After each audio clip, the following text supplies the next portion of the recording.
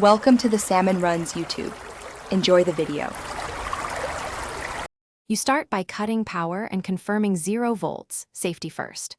Once done, open the junction box and identify the live, neutral, and load conductors. Label them if needed. You want the sensor mounted where it sees ambient light, so position it now and route the cable. Make the first connections. Strip 6-8 mm of insulation, twist light-colored conductors, and prepare for secure terminal or wire nut joins. This early precision prevents rewiring later. Once the physical placement is set, connect the sensor neutral to the neutral bundle and the sensor live to the incoming live feed, then connect the sensor output to the fixture load.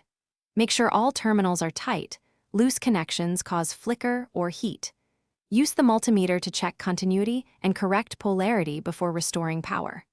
Also, verify the sensor is compatible with your load type, bulbs, or dimmer.